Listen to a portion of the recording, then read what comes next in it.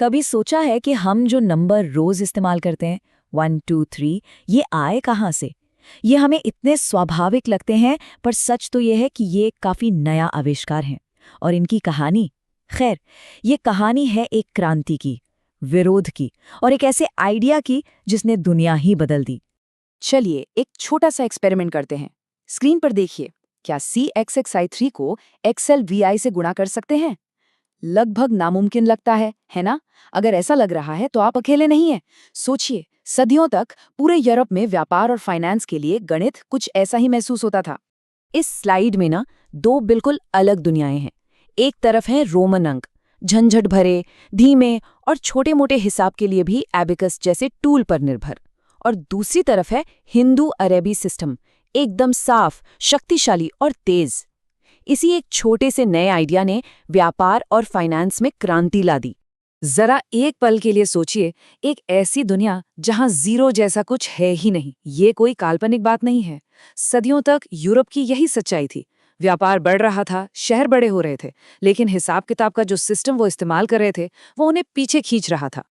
और फिर आया असली गेम चेंजर, पोजिशनल वैल्यू यानी स्थानीय मान। ये एक बहुत ही सरल लेकिन गहरा विचार था, जो भारत में शून्य के आविष्कार की वजह से मुमकिन हुआ। अचानक एक अंक की कीमत सिर्फ इस पर नहीं थी कि वो क्या है, बल्कि इस पर भी थी कि वो लिखा कहाँ गया है। इस एक चीज ने मुश्किल से मुश्किल हिसाब को भी अविश्वसनीय रूप से आसान बना दिया।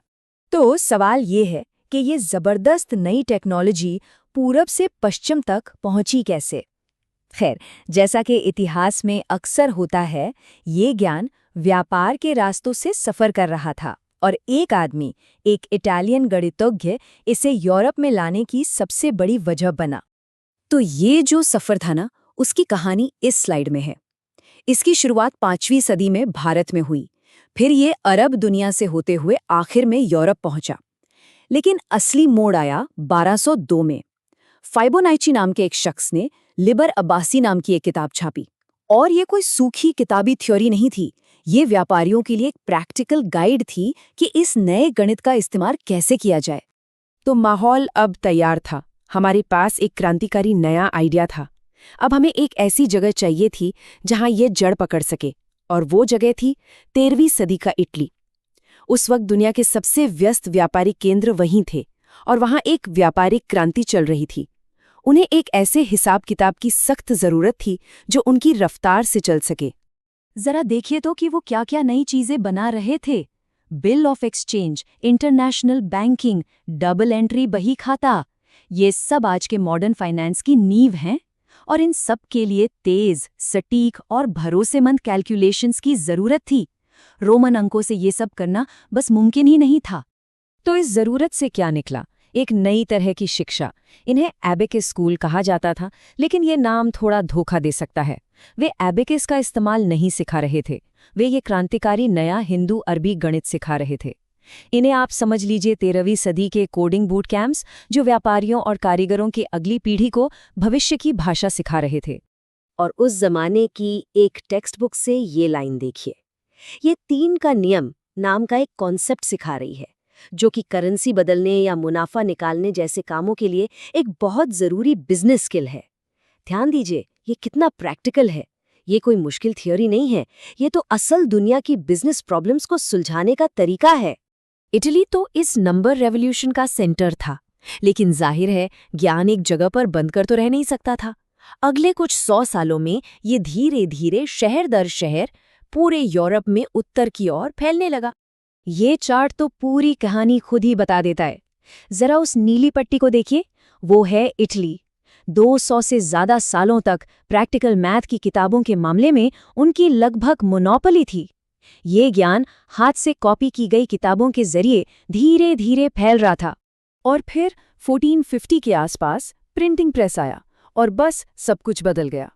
इस चार्ट को देखिए, इटली जो नीली रेखा है वो सपाट हो जाती है, लेकिन जर्मनी बैंगनी रेखा को देखिए, उसमें जैसे विस्फोट होता है।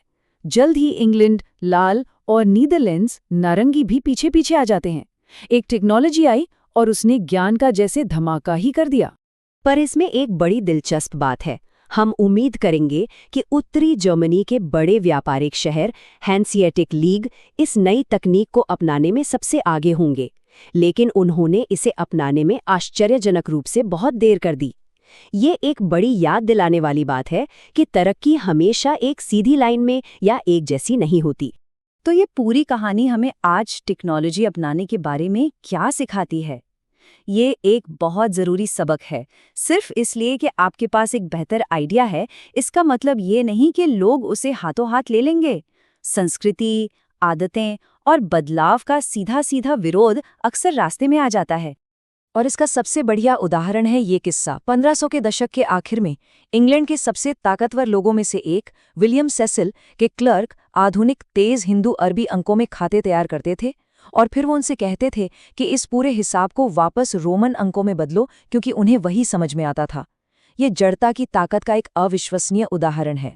तो कुल मिलाकर इसमें कितना वक्त लगा? लगभग 250 साल। ये कोई रातों रात हुई क्रांति नहीं थी, ये एक धीमी धीरे धीरे चलने वाली प्रक्रिया थी जो हमें याद दिलाती है कि सबसे बेहतरीन आइडियाज़ को भी पूरी तरह से जड़ पकड़ने और दुनिया को बदलने में समय लगता है। तो आखिर में बात सिर्फ नंबरों की नहीं है ना? ये एक ऐसी टेक्नोलॉजी के बारे में है जो इतनी बुनियादी हो गई है कि हम उस पर ध्यान भी नहीं देते।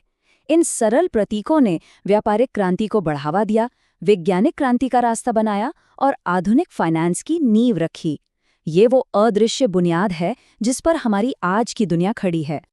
और ये हमें एक आखिरी सवाल पर लाके छोड़ देता है। आज ऐसी कौन सी अदृश्य टेक्नोलॉजी हैं जिन्हें हम उतना ही हल्के में ले रहे हैं जितना एक मध्ययुगीन व्यापारी अपने नंबरों को लेता था? वे कौन से बुनियादी विचार या उपकरण हैं जो हमारी दुनिया को आकार दे रहे हैं, लेकिन जो हमारी नज़रों से छिपे हुए हैं? ये सोचने लायक बात है।